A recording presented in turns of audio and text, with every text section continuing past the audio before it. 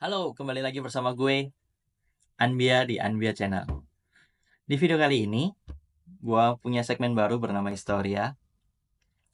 Kenapa namanya Historia? Pertama, ini adalah bahasa Rusia dari sejarah. Kedua, gue suka sejarah. Dan ketiga, kita bisa belajar dari sejarah supaya kita bisa mengantisipasi kemungkinan-kemungkinan di masa depan.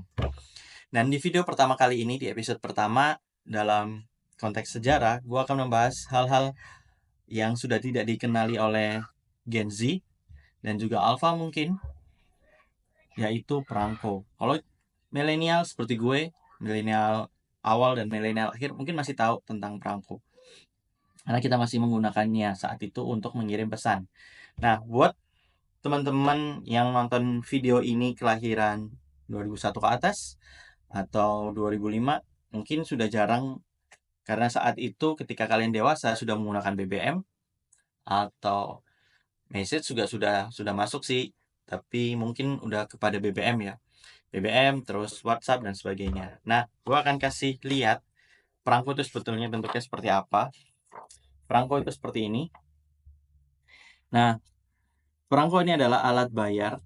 Kalau misalnya sekarang kita kirim paket, misalnya, tapi bukan surat ya, kirim paket gitu ke JNE, ke Tiki dan sebagainya, itu kan langsung dipatok harganya, misalnya dalam kota Jabodetabek 9.000. Nah, dulu kalau kita kirim pesan itu menggunakan perangko seperti ini. Bisa sih kita titip dulu, ada namanya Tiki dari dulu sudah ada, tapi biasanya itu untuk paket-paket yang untuk dikirim ke luar negeri gitu, atau mau yang kilat jadi pakai swasta.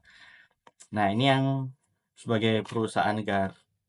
Pos itu sekarang jadi perusahaan negara, BUMN maksudnya, yang dikelola oleh negara. Ya, dulu pakainya seperti ini, perangko-perangko.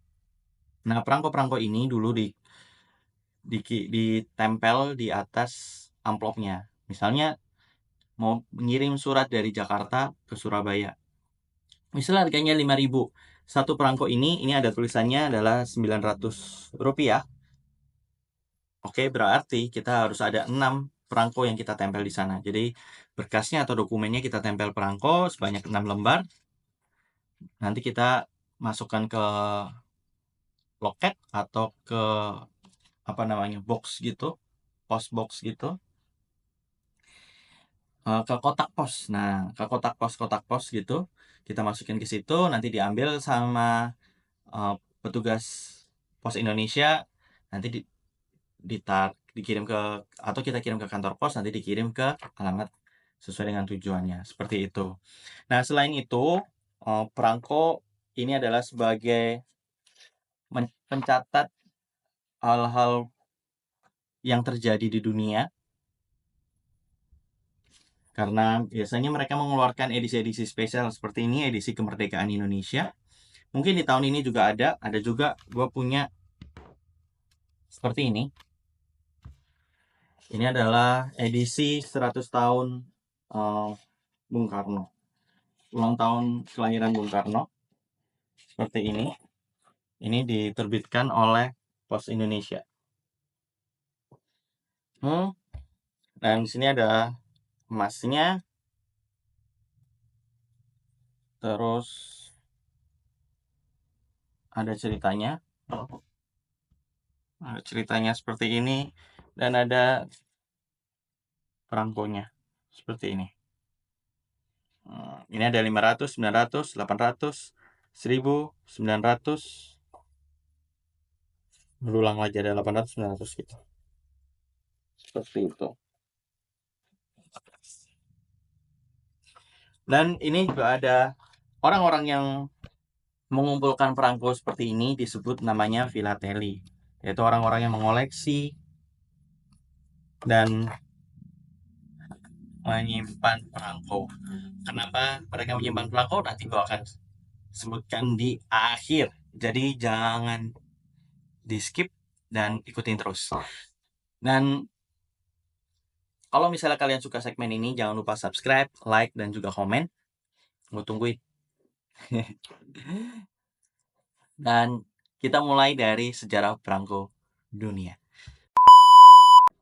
Di awalnya, pada tahun 1840 di Inggris, sama seperti saat ini atau awal-awal sebelum ada Gojek. Kalau dulu kita kasih perumpamaan Gojek ya. Kalau dulu kita naik ojek, itu kita nggak tahu, tergantung jaraknya, biayanya, dan harganya bisa bervariasi tergantung dari supir ojeknya. Dulu juga seperti itu. Untuk mengirimkan pesan ke suatu wilayah, itu ongkosnya sangat mahal dan orang-orang jadi malas untuk mengirimkan pesan karena biayanya sangat mahal.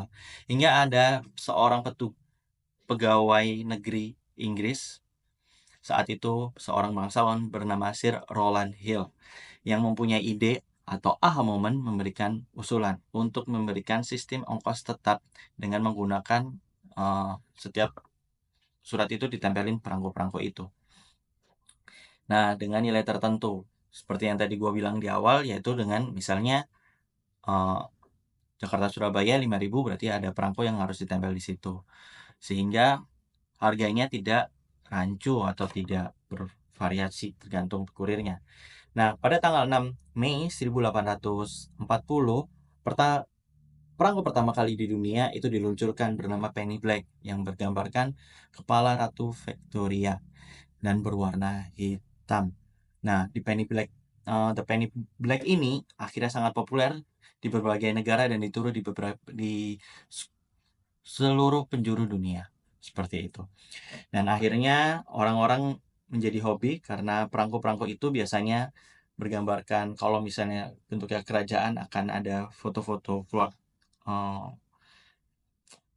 keluarga kerajaan atau pejabat negara, terus icon-icon negara, kota, dan juga pemandangan, flora, fauna biasanya ditanam di situ. Dan juga misalnya ada event-event, misalnya ada olimpiade. Salah satu yang gua paling ingat adalah perangko ketika masuk dari tahun 99 ke tahun 2000, yaitu Millennium Bug. Itu perangkonya sangat limited waktu itu dikeluarkan. Sayangnya buku perangko gue hilang, dicuri, jadi tinggal ini aja yang gua punya. Dan perangko pertama kali masuk di Indonesia, of course saat itu Indonesia belum merdeka, yaitu pada 23 tahun setelah perangko pertama di dunia itu diluncurkan, yaitu 1863. Nah, pada saat itu perangkonya adalah warnanya hitam juga dan bergambarkan kepala Ratu Belanda, yaitu Ratu Wilhelmina. Nah, setelah kemerdekaan Indonesia, otomatis kita juga pengen mengambil alih, tapi tidak langsung bisa diambil alih. Perlu waktu 1 bulanan setelah Belanda datang dan dilucuti, baru kan PT Pos, waktu itu bukan PT Pos namanya. Of course, kalau misalnya ada yang tahu komen di bawah. Nah, itu pada tanggal 27 September 1945. Dan Postel gitu loh. Baru bisa diambil alih oleh Indonesia. Dan saat itu perangko pertama kali yang diluncurkan yang dari berbagai sumber ada 2, yaitu 6 bulan setelah Indonesia merdeka, bergambarkan banteng dan juga ada bendera merah putih dan ada tulisannya Merdeka dan Republik Indonesia, dan juga gambar Garuda yang berwarna hitam. Nah, kalau misalnya tanya kenapa orang-orang mengumpulkan perangko, adalah sebetulnya simpel, karena pada masanya perangko adalah sebagai bahan nilai investasi. Karena semakin misalnya ada keluarkan seperti ini yang Bung Karno, itu akan harganya semakin mahal. Sebagai nilai investasi yang pertama, yang kedua adalah sebagai nilai budaya dan karya seni. Nilai budaya dan karya seni, dan juga petunjuk. Dan yang ketiga adalah petunjuk sejarah. Karena dengan perangko-perangko itu, perangko dirilis atau dikeluarkan biasanya karena ada event-event penting sebagai pencatat sejarah. Begitu. Nah, kalau teman-teman suka dengan konten gue yang satu ini, tolong di like, di subscribe, dan juga di komen. Kalau misalnya ada yang kurang, misalnya kalian ada yang lebih tahu, oh sejarah perangko seperti ini dan sebagainya, dan kalian bisa tulis di kolom komentar. Kalau misalnya kalian suka dan menambah wawasan kalian, Video ini juga boleh di-share ke teman-teman kalian di seluruh dunia. Begitu. Dan satu lagi, kalau misalnya kalian juga pengen bergabung dan pengen tahu lebih jauh tentang perangko, kalian bisa lihat di philately.co.id kalau nggak salah. Kalian bisa masuk ke website itu dan bisa pesan perangko-perangko yang ada, karena ada berbagai macam variasi perangko yang ada di Indonesia. Gitu aja, hope you like it, this video. See you when I see you. Bye-bye.